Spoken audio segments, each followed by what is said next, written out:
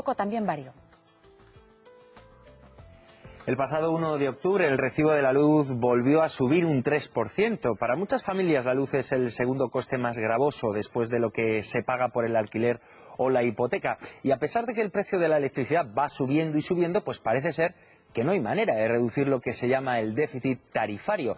Por otro lado, si bien hay acuerdo en que las energías renovables son las únicas que nos pueden librar de las dependencias de los combustibles fósiles, de momento no parece que despeguen como sería deseable. Pues bien, queremos hablar de todo esto con Jorge Fabra Utray, fundador de Economistas Frente a la Crisis. Muy buenas tardes, señor Fabra, bienvenido. Buenas tardes. Bueno, en primer lugar, ¿cómo explicamos esta contradicción? El consumidor cada vez pagamos más por el recibo de la luz, pero al mismo tiempo cada vez debemos más dinero a las empresas eléctricas.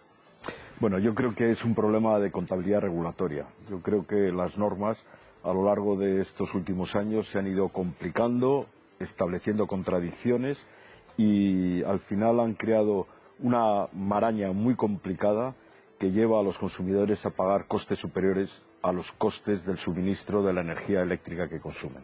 Bueno, hay quien dice que achaca esta descompensación a lo que vienen siendo las primas a las renovables. ¿Qué son exactamente estas primas? Bueno, las primas de bueno, en primer lugar hay que decir que las renovables no tienen primas. Las renovables están retribuidas mediante un sistema de precios administrados o tarifas. Lo que pasa es que sus ingresos los liquidan dos instituciones diferentes. Una, la operadora del mercado de la electricidad, que liquida los precios que se establecen en un mercado al contado, el mercado de la electricidad, y el resto, hasta la tarifa que tiene aprobada cada tecnología renovable, lo liquida pues la Comisión Nacional del Mercado de los Mercados y de la Competencia, y liquida la parte que no ha cobrado de la otra institución para llegar a cobrar la tarifa bajo la cual los inversores tomaron sus decisiones de inversión en las tecnologías renovables. Y esa parte que liquida la Comisión Reguladora se le ha dado en llamar prima equivalente, pero varía en sentido contrario al precio de la electricidad y por tanto pues es un nombre mal puesto. ¿Un error de definición? Bueno, es que la regulación se ha hecho tan complicada que debajo de cada palabra hay cosas muy diferentes a su contenido. Y efectivamente este nombre de prima es una terminología no neutral que lleva a los consumidores a creer que las tecnologías renovables están subsidiadas o están subvencionadas, que cargan sobre los consumidores o sobre los presupuestos generales del Estado, y esto es completamente falso. Bueno, España, nuestro país, ha sido o es una potencia de vanguardia, ¿no?, en cuanto a las energías renovables, pero eso no terminamos de notarlo en nuestro recibo, en nuestro consumo. Bueno, vamos a ver, las tecnologías renovables es una auténtica revolución tecnológica y además es una revolución también corporativa. Hasta la irrupción de las tecnologías renovables por avances tecnológicos, solamente se podían producir electricidad en grandes centrales nucleares, hidroeléctricas, centrales de carbón, de gas, de unos enormes costes de inversión y una enorme capacidad. Las tecnologías renovables han introducido un auténtico shock tecnológico porque ahora puede producir energía eléctrica cualquiera con unos paneles fotovoltaicos, por ejemplo, en el tejado de su casa o con un molino de viento en el jardín. También se pueden hacer centrales más grandes de tecnologías renovables. Es decir, han suministrado modularidad a la producción de energía eléctrica. Esto ha hecho que en una finca que estaba reservada a 5 empresas en el último siglo hayan entrado miles de nuevos productores de energía eléctrica. Y bueno, pues en esta primera generación de tecnologías renovables, naturalmente los costes son más altos. Pero es la primera generación, que es necesario para que las siguientes generaciones tecnológicas tengan costes menores. Le pongo rapidísimamente un ejemplo. Imagínense que estamos en un coche, que lo ponemos en marcha, metemos la primera y gastamos mucha gasolina. Pero esto es imprescindible para coger una velocidad de crucero y gastar menos gasolina. Pues con las tecnologías renovables ha pasado lo mismo. La primera generación es cara, pero nos facilita competitividad para el futuro. Nos facilita competitividad para el futuro en términos de empleo de calidad, en términos de balanza de pagos, porque sustituye la importación de productos fósiles, de combustibles fósiles, que gravan de una manera tremenda nuestra balanza comercial, nos suministra tejido empresarial, tejido industrial, y luego nos suministra algo fundamental, que es el mejor instrumento para gestionar el cambio climático. Y tienen además una curva de aprendizaje, es decir, de disminución de costes completamente espectacular. En los 5 últimos años, por ejemplo, hablo de la tecnología fotovoltaica, pero podría hablar de la tecnología eólica, el coste ha disminuido en un 80%. Y en estos momentos, gracias a la primera generación, que fue muy cara, ahora mismo estamos en una segunda y tercera generación que ya es competitiva con sus alternativas térmicas. Entonces, el problema del alto coste de la electricidad no proviene del coste de esta primera generación, que los costes fueron estudiados por los organismos de la administración y por las consultoras. Y ese coste lo pusieron no una mano invisible ni una mano oscura, lo pusieron los organismos especializados en este tema. El coste proviene de que, por las tecnologías históricas, nuclear e hidroeléctrica, que aparentemente son las más baratas, estamos pagando por la tecnología hidroeléctrica, es decir, la fuerza hidráulica de nuestras cuencas hidrográficas, un 700% más de su coste. Es decir, lo que cuesta 10 o 12 euros por megavatio hora, lo estamos pagando a 60, 70, 80 euros. Y en la tecnología nuclear, lo que cuesta 15, 20, 25 euros, lo estamos pagando a 40, 50, 60 euros. ¿Son más baratas entonces ahora las energías renovables? Bueno, las energías renovables empiezan ahora a ser más baratas, pero sin embargo se ha producido el parón en la inversión. Se ha producido el parón en la inversión y entonces este país está haciendo el inmenso ridículo en haber invertido cuando eran caras y haber dejado de invertir cuando son baratas. Y esto es un completo disparate. ¿Y este ridículo, este parón, a qué viene, Bueno, señor Fabra? en las crisis hay ganadores y perdedores, ¿no? Y en esta lo hay en las crisis a nivel de los países, a nivel de las empresas, a nivel de los ciudadanos y en este caso pues hay que decir con toda claridad que las empresas eléctricas es un gran poder económico y están teniendo un comportamiento, por poner un ejemplo parecido al que tuvieron a principios del siglo pues determinados movimientos obreros en Inglaterra o incluso en algunas partes aquí de España que consideraban que las máquinas les quitaban, a principios del siglo XIX, quiero decir, que las máquinas les quitaban el trabajo, entonces apareció un movimiento ludista, ¿no? Y los obreros rompían las máquinas porque consideraban que les quitaban el trabajo.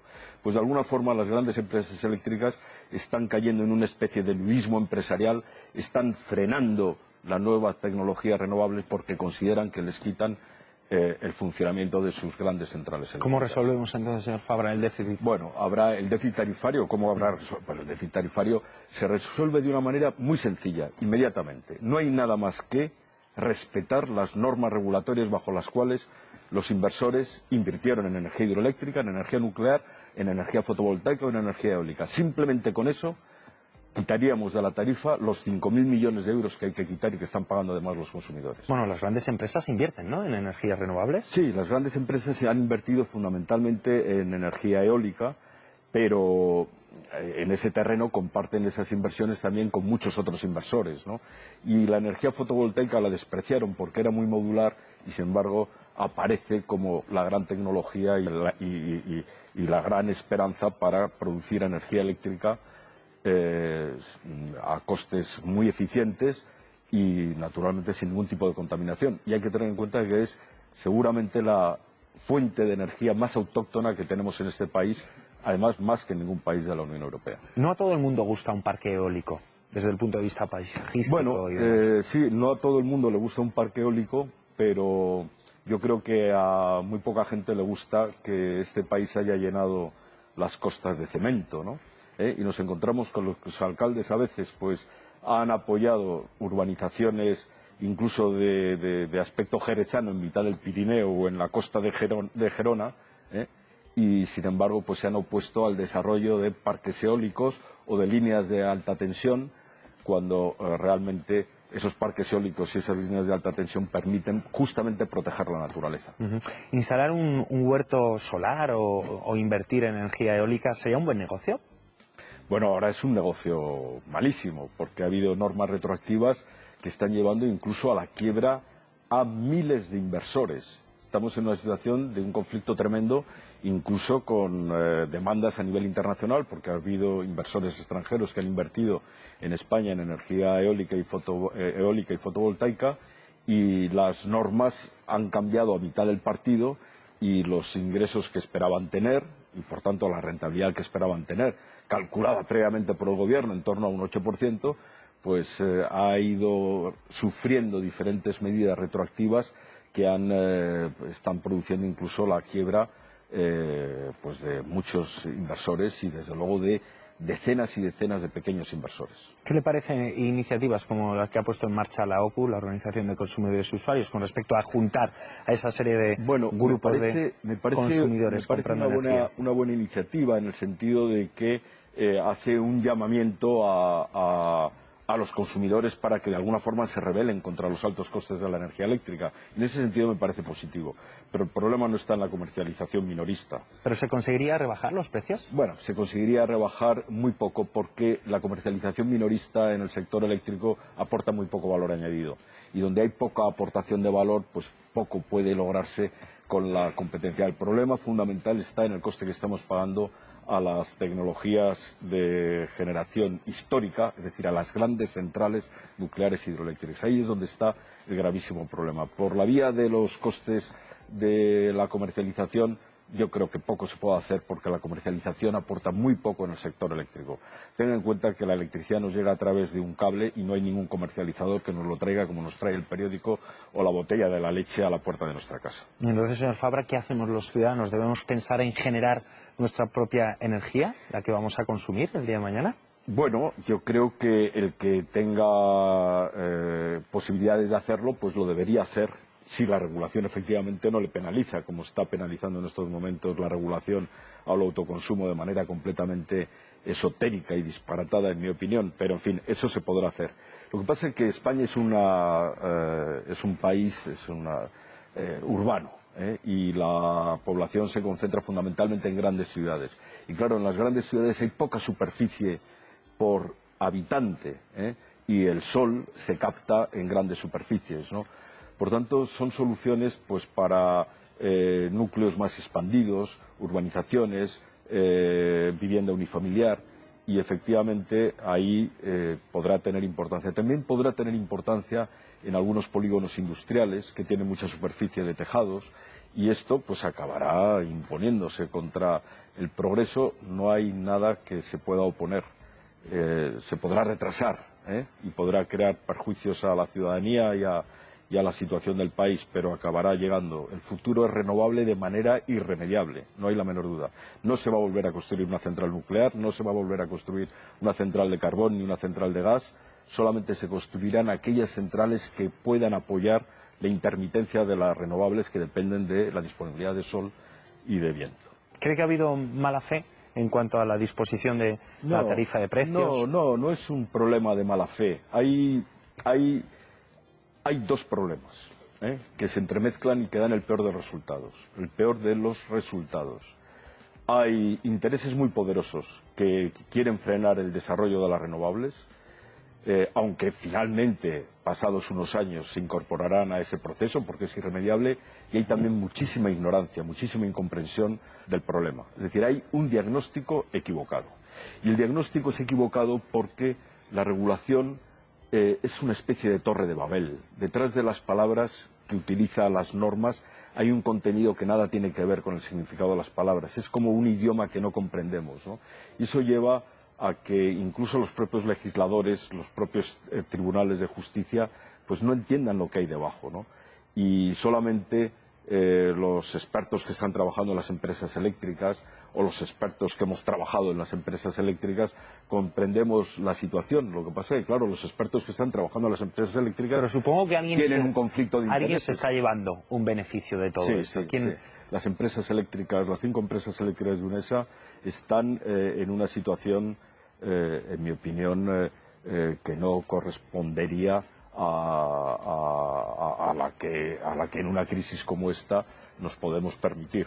Es decir, son claramente ganadores en esta situación.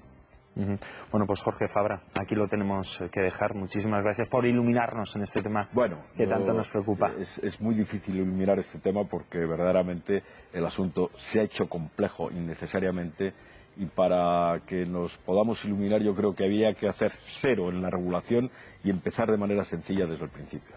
Pues gracias por sus consejos. Muchísima suerte. Muchas gracias a vosotros. Bien, Marta, pues continuamos aquí en Para Todos Lados con más